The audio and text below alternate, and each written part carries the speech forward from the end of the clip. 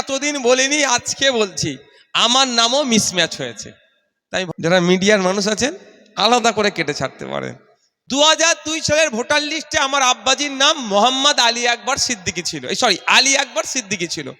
আর এখন মোহাম্মদ আলী আকবর সিদ্দিকী, শুধু মোহাম্মদটা 2002-এ ছিল না, এখন আছে। এই জন্য আমাকে আবার একটা ডকুমেন্টস দিতে হবে।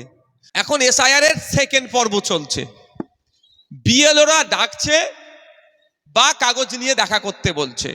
আপনারা কেউ ভয় পাবেন না।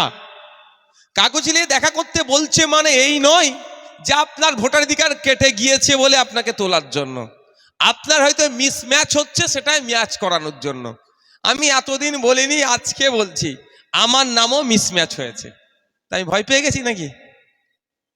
রেকর্ড করে ছাড়বেন, আমার নাম মিসম্যাচ হয়েছে। তো আমার কি মিসম্যাচ হয়েছে আমি তো একটু জানতে চাইবো ভাই। তো আমার বিএলওকে বললাম কি হয়েছে গো, সে তাকে জানতে চাইলাম। 2002 সালের আমি আমার আব্বাজির ভোটের লিস্টের নাম দিয়ে পার হয়েছি। 2002 সালের ভোটার লিস্টে আমার আব্বাজির নাম মোহাম্মদ আলী আকবর সিদ্দিকী ছিল, আলী আকবর সিদ্দিকী ছিল। আর এখন মোহাম্মদ আলী আকবর সিদ্দিকী, শুধু মোহাম্মদটা 2002-এ ছিল না, এখন আছে।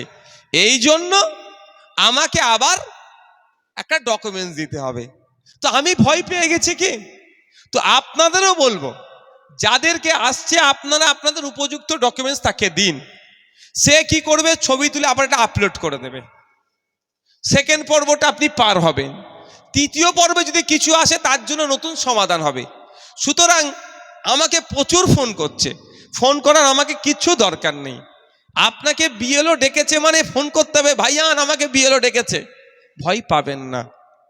পোলেরহাট 2 নম্বর অঞ্চল থেকে বিএলও ডেকেছে, ফোন করলো, ভাইজান এই হয়ে গেছে। আমি ঠিক আছে, আপনি বিএলওর কাছে যান, বিএলও কি বলছে শুনুন। মাথা ঠান্ডা হয়েছে। আবার বিএলওর কাছে গিয়ে আমাকে ফোন লাগিয়ে দিয়েছে। আমি চলো বিএলওকে ফোনটা দাও। বিএলও তো ভাবছে এমএলএ সাহেব কি বলবে, বললো এদের কিছুই ব্যাপার নেই, ডকুমেন্টসটা আপলোড করতে হবে। আমি বললাম আমি এই কথাই বলেছি ওনাকে, যে আগে বিএলও কি বলছে শোনো, তোমার ডকুমেন্টস আছে কি, তারপরে আমাকে জানাও। তুই এত ভয় পেয়ে গেলে হবে না। এই যে মোহাম্মদ আলী আকবর সিদ্দিকী আর আলী আকবর সিদ্দিকী, এটা কি আলাদা লোক? এবার কেন নোটিশ পাঠাচ্ছে বলুন তো? শুভেন্দু বাবুরা হম্বি তম্বি করেছিল না, হ্যান কারেঙ্গা ত্যান কারেঙ্গা ভাগা দেঙ্গা এইসব করেছিল, 1.5 কোটি রোহিঙ্গা আছে। হাসছে তো, আমরা এখন খুব হাসছে, ফেসবুকে খুব ট্রোল চলছে। আমার মনে হয় নির্বাচন কমিশন একটা হয়তো লজ্জা পেয়ে গেছে, যে এত কোটি টাকা খরচ করে রোহিঙ্গা তো খুঁজে পেলাম না। মানুষ যদি প্রশ্ন করে তাহলে একটা একটা করে নোটিশ পাঠাও, বানান ভুলের নোটিশ পাঠাও, বাপের নামের নোটিশ পাঠাও। লাস্টে ইসলাম ছিল না, ইসলাম আসলো কোথা থেকে? মফিদুল ইসলাম। হয়তো তার 2002-এ শুধু মফিদুল ছিল, এখন মফিদুল ইসলাম হয়েছে কোথা থেকে? এই করো। আমার হচ্ছে ধরো না শ্রীমতী বা শ্রীর নাম 2002-এ ছিল না, এখন শ্রী সামন্ত বা কিছু নাম দিয়েছে। শ্রীটা কোথা থেকে আসলো? আরে এটা তো ইজি ব্যাপার, এটা কোনো ব্যাপার হলো? কিন্তু এই যে নির্বাচন কমিশন, এটা আমার পার্সোনাল ওপিনিয়ন বলছি, যে কিছু একটা হচ্ছে, আমরা দায়িত্ব নিয়ে কাজ করছি, এটা প্রমাণ দেখানোর জন্য এইরকম করছে। সুতরাং আমি বলার বক্তব্য হচ্ছে, আপনারা ভয় পাবেন না। ভয় পেলে কোনো সমস্যার সমাধান হয় না। প্রয়োজনে বলুন, আওয়াজ তুলুন, 1952 সালের কাগজ দেখা হোক। কি বলবেন? 1952 সালের কাগজ দেখানো হোক। কেন 1952 সালের কথা বললাম? দেশ স্বাধীন হওয়ার পরে প্রথম ভোটাভুটি হয়েছিল কত সালে? 1952 সালে। দেশ স্বাধীন হওয়ার আগেও ভারতে ভোটাভুটি হতো। স্বায়ত্ত শাসন 1937-এর ইতিহাস খুলে দেখুন, 39-এর ইতিহাস খুলে দেখুন, 42-এর ইতিহাস খুলে দেখুন, 44-এর ইতিহাস খুলে দেখুন, ইতিহাস খুলে দেখুন, ভোটাভুটি হয়েছে। স্বাধীন হওয়ার পর থেকে প্রথম ভোটটা হয়েছে 1952-তে। তো আপনার আমার পরদাদুরা তো ওখানে ভোট দিয়েছিল, তাদের লিস্ট সব আছে, ভয় পাওয়ার দরকার নেই। 2002-এর ভোটার লিস্ট আছে, আপনারা জানতেন বলুন তো? দরকার পড়েছে খুঁজে পেয়েছেন তো? একটার কারো মিস গেছে? কেউ বলতে পারবেন যে মিস হয়েছে?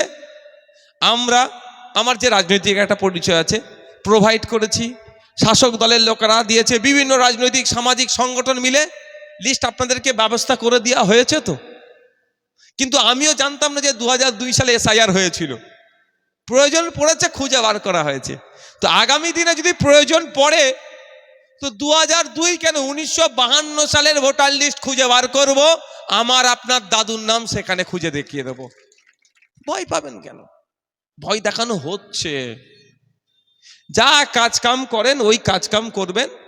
বিএলও সাহেব যদি ডাক পড়ে আপনার, যাবেন, গিয়ে এ করে, ওটা কি বলে, যে ডকুমেন্টস চাইবে সেই ডকুমেন্টস পূরণ করতে দেবেন। আমি আপনাদের বলি, আপনার কোন জায়গাটাই ভুল আছে ওদের নজরে, নির্বাচন কমিশনের নজরে ভুল, আপনার আমার নজরে ভুল নয়। আমার মোহাম্মদ আলী আকবর সিদ্দিকী আমার কাছে ভুল নয়। শ্রী সামন্ত হাজিরা আর সামন্ত হাজিরা আমার কাছে ভুল নয়, এক।